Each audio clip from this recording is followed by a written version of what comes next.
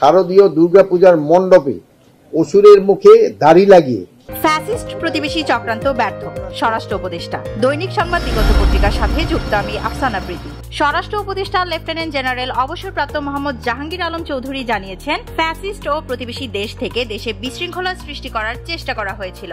আজ রোববার 5 অক্টোবর সচিবালয়ে আইন শৃঙ্খলা সংক্রান্ত কোর কমিটির বৈঠক শেষে দেওয়া ব্রিফিং এ তিনি বলেন, দুর্গাপূজা উপলক্ষে কিছু ফ্যাসিবাদী চক্র দেশটির সাম্প্রদায়িক সম্প্রীতি নষ্টের চেষ্টা করেছিল। জাহাঙ্গীর আলম চৌধুরী বলেন, কিছু ফ্যাসিস্ট তাদের সহযোগী ও বুদ্ধিজীবীদের ইন্ধনে কয়েকটি পূজা মণ্ডপে অসুরের মুখে দাড়ি লাগিয়ে ধর্মীয় অনুভূতিকে উস্কে দেওয়ার চেষ্টা করেছিল। তবে আইন শৃঙ্খলা বাহিনীর সক্রিয় ভূমিকা, গোয়েন্দা নজরদারি ও পূজা উদযাপন কমিটির সহযোগিতায় এই চক্রান্ত ব্যর্থ হয়েছে। তিনি আরো জানান, খাগড়াছড়িতে মারমা কিশোরী ধর্ষণের অভিযোগ তুলে পরিস্থিতি অস্থিতিশীল করার চেষ্টা করা হয়েছিল। তবে মেডিকেল পরীক্ষার প্রতিবেদনে ধর্ষণের কোনো আলামত পাওয়া যায়নি। এ কারণে সেখানে জারি করা 144 ধারা প্রত্যাহার করা হয়েছে। বর্তমানে খাগড়াছড়িতে পরিস্থিতি স্বাভাবিক এবং জনজীবন নির্বিঘ্নে চলছে। স্বরাষ্ট্র উপদেষ্টা দেশের সাম্প্রদায়িক সম্প্রীতি ও আইন শৃঙ্খলা রক্ষায় আইন প্রয়োগকারী সংস্থাগুলোর সক্রিয় ভূমিকার প্রশংসা করেন এবং জনগণকে আশ্বস্ত করেন যে দেশে অভ্যন্তরীণ স্থিতিশীলতা বজায় রাখতে সকল প্রয়াস অব্যাহত থাকবে।